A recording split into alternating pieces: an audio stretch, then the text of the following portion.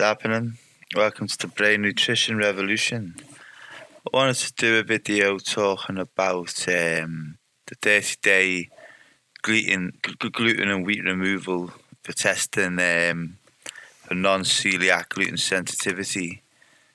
And this is a good amount of time to give it a good go and get it out of your system.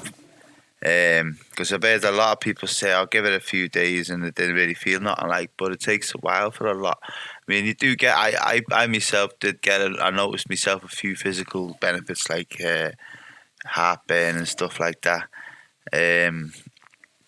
But with the mental health stuff, you might take a bit longer for the benefits to kick in and for it to give it the full good go, like say 30 days, is give it a month, and it's a good time to do it. But it's not an easy thing to do, you know what I mean? And there's a lot of addictive pathways, which I've done a video about, attached to this gluten and wheat and the high carb foods that you're going to be removing. And so there's a bit of a 30-day plan that's there's a few tricks to make it easier. I'd say in the first week I'd say you go in with the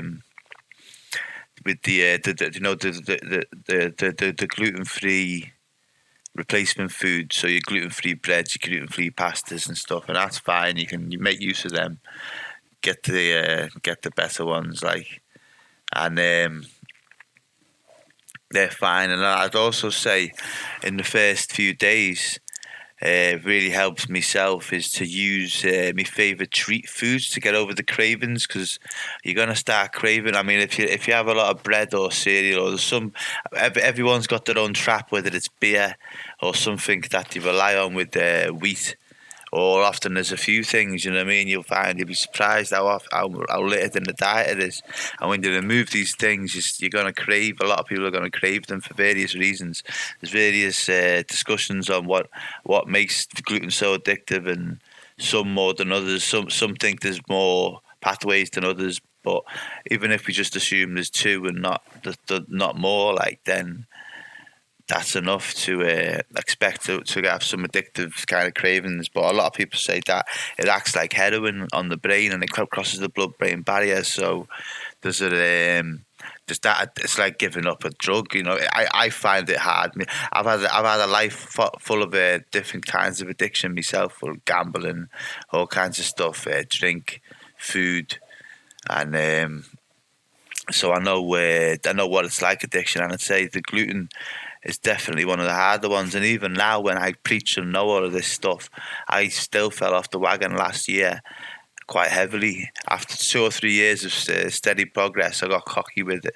The condition, after lots of healing, and I thought it was better, and I could eat what I wanted again. And I slowly got cocky with it, and it even got me, and I found it hard to get out of it. It took me a long time to get back on the wagon, and it's a sneaky thing. It's a strange one, but anyway, you're gonna get a lot of cravings, so you can supplement that by eating whatever you want. I'd say in the first few days, the main priority is giving up gluten, and everything else goes out the window. Even if it means you put on a stone, you know what I mean? It doesn't matter. You just got to get off the gluten, because it's that important that you test it, because the gluten sensitivity can have such a massive role on people's lives, making them worse. So you got your physical conditions. I mean, the mental stuff is the stuff that I talk about most in my other videos, but on this one, I'm talking about it all. So the gluten sensitivity with a lot of people, it causes a lot of physical issues like inflammation and just all kinds of stuff. Ruins the gut, ruins the digestion, ruins your absorbing foods. It ruins your blood, raises your blood sugar with these very high carb gluten foods, ultra high carb, and they just absolutely wreck you. So. Yeah, there's a lot of good reasons to give it up. A lot of good reasons, and so in the first week, you're gonna struggle, and I think a lot of people, you might notice a little bit of clearing of the mind, or you might get some physical symptoms, but it's gonna slowly roll out over the over the weeks, and even beyond the 30 days for me, it was for months and even a year. Do you know what I mean? Because I'd had my whole life, and I used to eat a lot of wheat. It just so happened that by coincidence, all my favorite foods. Maybe it was the addictive side because I've got an addictive personality. Um, and I used to eat loads of bread, so much bread and peanut butter. It was crazy. I could eat a loaf in a night with milk, literally a whole loaf with a jar of peanut butter, and I'd eat that's crazy amount of carbs. That like, I wouldn't do that often, but I could do it. You know what I mean? And I'd eat like I'd have two lots of two slices of bread. So that's four slices of bread, load of peanut butter, and I wouldn't even see that as a eating. I'd see that as a little snack, little side thing. Like I used to be ruthless, and for a while it didn't affect me. I didn't. I didn't have to. It seems to take a while to affect people with strange. Like kids and like teenagers and that, and even me growing up and that, I didn't seem to have big issues with it, but something that seems to creep in over time and become an accumulative problem, and that's why it took me. Like it was an ongoing thing that I'd say a good year until it was fully out my system, and then I'm really sensitive to it afterwards. So when I eat it now, it's. I can feel it the next day, but I can get away with it for a few days, and it sneaks in. Like when last year, I just didn't care. I was in a bad place, and it all came back, and I had a really bad relapse with it, and it showed me that I was never healed with my mental health with the removal of gluten, but it just improved the situation and didn't make it worse. So it's something that it's part of my life now with the no gluten, and I think I see a lot of other people with mental health issues and other physical stuff. Because I had physical stuff as well. I used to get heartburn, like we all do. I used to get a bad back.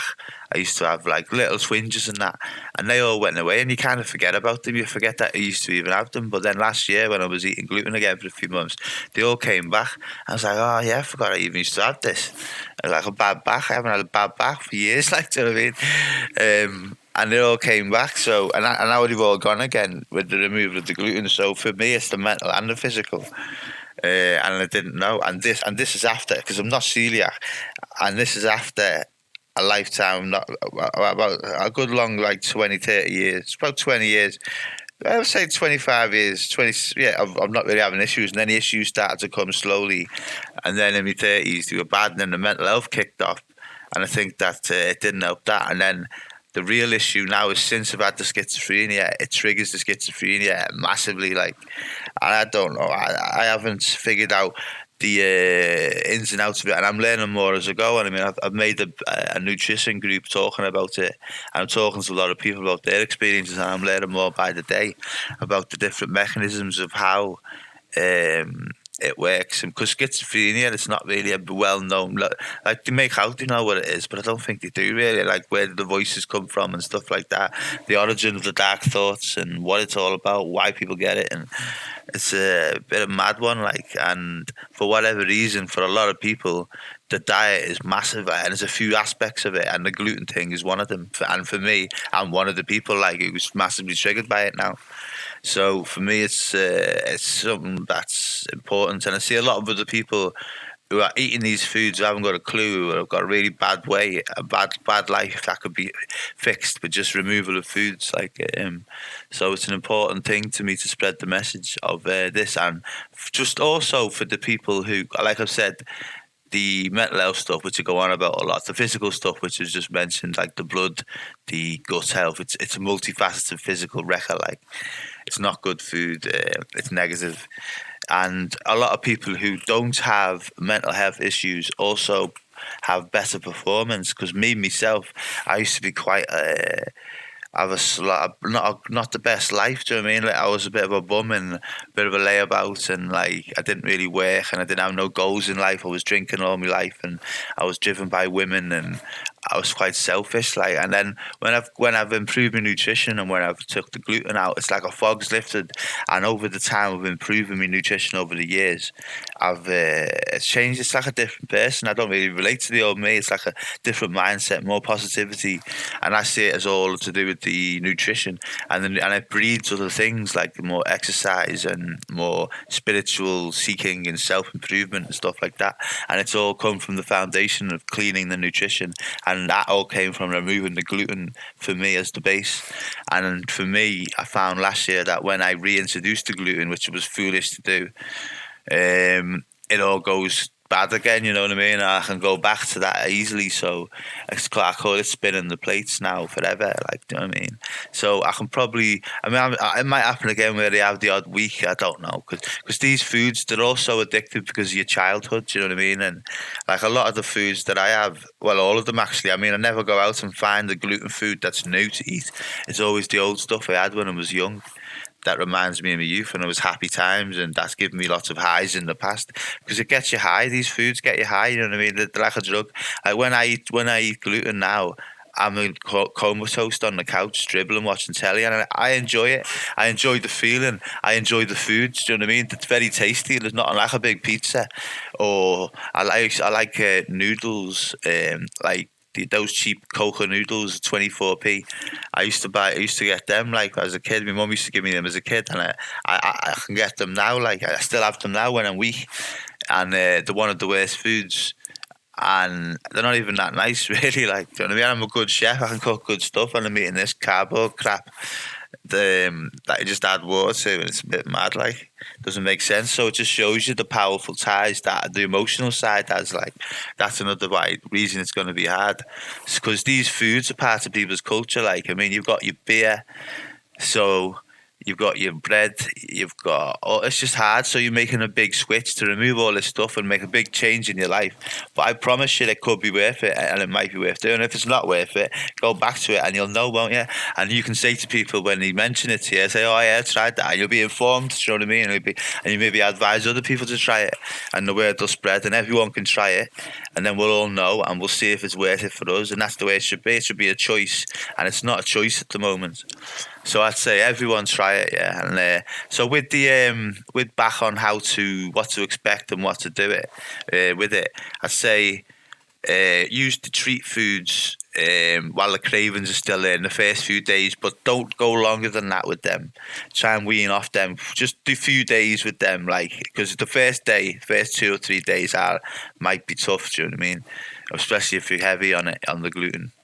Um, and replacing them with the gluten-free uh, stuff helps. But again, don't go too heavy on it. Like just leave that because with the treat stuff, like so that's anything that's not gluten. Eat anything, just high calorie, whatever. As long as it takes away the craving and you don't eat gluten and get through them first days, and then wean off that, and then go on carry on with the gluten free replacement stuff for the first week, or if you really must, go for 2 weeks on the replacement stuff. But then you want to be taking that out as well. We don't want that because the worst part of a lot of the things with the gluten stuff is the foods that it's attached to wreck the body in like the gut health, the blood sugar, the physical things. A lot of them you get with these gluten replacement foods anyway.